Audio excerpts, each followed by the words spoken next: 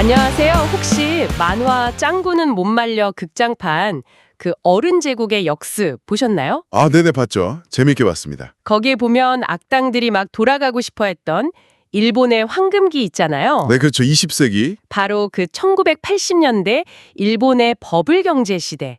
오늘 여러분과 함께 이걸 좀 자세히 살펴보려고 합니다. 네, 아주 흥미로운 주제죠. 보내주신 자료들 보니까 와, 당시 일본 경제가 어땠는지 또 그 거품은 왜 생겼고 어떻게 꺼졌는지 핵심만 좀 파헤쳐보죠. 네, 좋습니다. 1980년대 후반 일본은 뭐랄까 그야말로 경제 초강대국이었어요. 어느 정도였는데요? 예를 들면 도쿄 땅값이 미국 전체 땅값과 맞먹는다. 이런 이야기까지 나왔고요. 아, 정말요? 미국 전체요? 네. 그리고 1988년 기준으로 세계 50대 기업 중에 33개가 일본 기업이었으니까요. 33개나요? 와, 심지어 1위였던 통신사 NTT는요. 당시 2위부터 5위 기업 거치를 다 합친 것보다 시가총액이 더 컸습니다. 와, 아니 그게 가능한가요? 지금 생각하면 좀 비현실적인데. 그렇죠. 지금 보면 정말 비현실적인데 당시에는 이런 성장이 뭐랄까 계속될 거라는 믿음 같은 게 아주 강했습니다. 하긴 그런 얘기들 있잖아요. 신입사원 보너스 봉투가 너무 두둑해서 눕혀놓지 않고 세워놨다는 그런 일화. 네네. 입사 지원서만 내도 택시비로 10만 원을 줬다는 얘기도 있고요. 그게 다 진짜였을까요? 물론 좀 과장된 면도 없진 않겠죠. 하지만 당시 경제 상황이나 지표들을 보면요. 아주 근거 없는 얘기는 또 아닙니다. 그렇군요. 그런 분위기가 그냥 생긴 건 아니었거든요.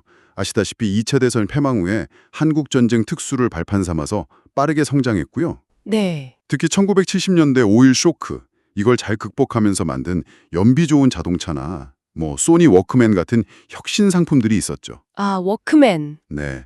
이런 것들이 세계 시장, 특히 미국 시장을 그냥 휩쓸어 버렸습니다. 미국 입장에서는 키워놨더니 좀 무서워진 그런 느낌이었겠네요. 맞아요. 대일 무역 적자가 눈덩이처럼 불어나니까 미국의 불만이 아주 커졌죠. 네. 그래서 결국 1985년에 미국 주도로 지오 재무장관들이 뉴욕 플라자 호텔에 모여서 합의를 합니다. 아, 그 유명한 플라자 합의군요. 네, 맞습니다. 이른바 플라자 합의.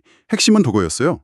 달러 대비 엔화 가치를 인위적으로 확 높여서 일본 수출품 가격 경쟁력을 떨어뜨리려는 거였죠. 일본으로서는 좀 받아들이기 힘든 압력이었겠네요. 네, 거부하기는 어려웠을 겁니다. 그럼 엔화 가치가 높아지면 수출은 당연히 어려워질 텐데 일본 정부는 어떻게 대응했나요? 방향을 틀었죠. 수출 의존도를 낮추고 이제 내수를 키우자. 내수 부양 쪽으로요. 아, 내수로. 네. 그래서 기준금리를 아주 큰 폭으로 내렸습니다. 그리고 부동산 관련 대출 규제도 상당히 풀었고요. 여기서부터 이제 거품이 본격적으로 부풀기 시작하는 겁니다. 아하, 금리가 낮아지고 대출 문턱도 낮아지니까 시중에 돈이 엄청나게 풀렸겠군요. 네, 그렇죠. 그럼 그 돈들은 다 어디로 갔을까요? 그게 문제였습니다. 그 돈들이 기업들이 새로운 기술 개발이나 설비 투자 이런 생산적인 곳으로 간 게 아니고요. 그럼 어디로요? 개인들도 마찬가지였고요. 아, 투자 열풍이 불었군요. 네, 땅값은 절대 안 떨어진다. 이른바 부동산 불패 신화가 막 퍼지면서 너도 나도 빚을 내서 투자에 뛰어들었죠. 은행들은요? 가만히 있었나요? 은행들은 오히려 더 부추겼습니다. 담보가 있으니까 괜찮다 이런 식으로요. 심지어 장부상으로만 돈을 만들어서 빌려주는 그런 신용창조까지 동원하면서 무분별하게 대출 경쟁을 벌였거든요. 당시 세계 10대 은행 중에 상당수가 일본 은행이었던 것도 다 이런 배경이 있는 겁니다. 자산 가격은 계속 오르는데 뭔가 그 이면에는 문제가 분명히 있었을 것 같아요. 심각했죠. 집값이 천정부지로 치솟으니까 평범한 월급쟁이길은 정말 평생 벌어도 내 집 마련은 꿈도 못 꾸게 된 거고요. 네, 이게 또 결혼이나 출산까지 망설이게 하는 그런 요인이 되기도 했습니다. 사람들은 토끼장이라고 불리는 아주 좁은 집에 살아야 했고요. 아, 토끼장. 네, 그리고 무엇보다 성실하게 일해서 버는 돈보다 부동산이나 주식 투기로 버는 돈이 훨씬 커 보이잖아요. 그렇죠. 그럴 수 있죠. 그러다 보니까 근면 성실함을 중시하던 일본 사회의 어떤 강점 같은 게 흐려지고 투기가 만연하게 되는 그런 부작용이 있었습니다. 영원할 것만 봤던 그 거품도 결국은 터지는 순간이 왔군요.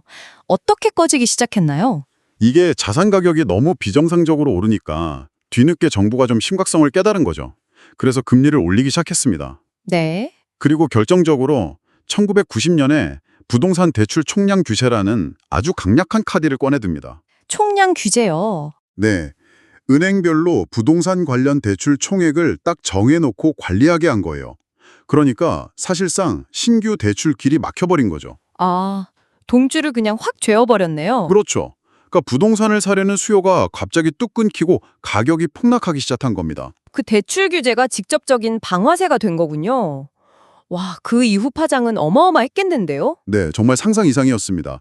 부동산 가격이 떨어지니까 담보 가치도 같이 떨어지잖아요. 그렇죠. 그래서 무리하게 대출 내줬던 은행들, 또 부동산에 투자했던 기업들이 연쇄적으로 파산하기 시작했습니다. 줄도산? 네, 그러면서 대규모 구조조정, 해고 사태가 벌어졌고요. 실업자, 노숙자가 급증하고 자살률도 높아지고 사회 문제가 아주 심각해졌죠. 짱구 아빠 캐릭터도. 아, 맞아요. 그 짱구 아빠 캐릭터가 30년 넘게 남은 주택대출금 때문에 막 힘들어하는 설정 있잖아요. 그것도 사실 이런 시대상을 반영한 거군요. 그렇군요. 소비 심리는 완전히 얼어붙었겠네요. 네, 완전히 얼어붙었죠. 이때부터 일본 경제가 그 유명한 잃어버린 10년, 잃어버린 20년, 이제는 잃어버린 30년이라고 불리는 아주 긴 저성장 터널로 들어서게 된 겁니다. 아, 우리가 요즘 많이 이용하는 다이소나 유니클로 같은 저가 브랜드들이 크게 성장한 것도 바로 이 시기입니다. 불황 속에서 나타난 현상이죠. 들어보니 정말 엄청난 시대였네요. 정리를 좀 해보자면 플라자 합의라는 외부 요인이 있었고 여기에 대응하기 위한 일본 내부의 저금리 대출 완화 정책이 맞물리면서 의도치 않게 자산 시장에 엄청난 투기 열풍을 만들었고 네, 그렇죠. 너무 뒤늦게 급격한 긴축 정책으로 잡으려다 보니까 거품이 터지면서 결국 일본 사회 전체가 아주 오랫동안 고통받게 된 거군요. 네, 핵심을 정확히 짚으셨습니다. 이 과정을 보면 시장 참여자들의 기대 심리라는 게 어떻게 현실 경제와 동떨어질 수 있는지, 그리고 정부의 정책 결정이 정말 얼마나 신중해야 하는지를 여실히 보여주는 거죠. 네. 특히 그 거품 형성의 책임은 정부, 기업, 은행 여러 곳에 있겠지만 그 분개로 인한 고통은 결국 평범한 국민들이 가장 크게 짊어져야 했다는 점, 이걸 좀 기억해야 할 것 같습니다. 네. 오늘 이 이야기를 통해서 당시 일본 사회와 경제의 한 단면을 좀 더 입체적으로 이해하는 그런 시간이 되셨기를 바랍니다. 마지막으로 이런 질문을 한번 던져보고 싶네요. 오늘날 금융 시스템은 과거 80년대 일본보다 훨씬 더 복잡하게 얽혀 있잖아요. 네, 그렇죠. 훨씬 복잡하죠. 만약 지금 어딘가에서 또다시 이런 자산 거품이 터진다면 과거 일본의 경험과 비교했을 때 과연 어떤 다른 모습으로 전개될 수 있을까요? 한번 생각해 볼 만한 문제인 것 같아요.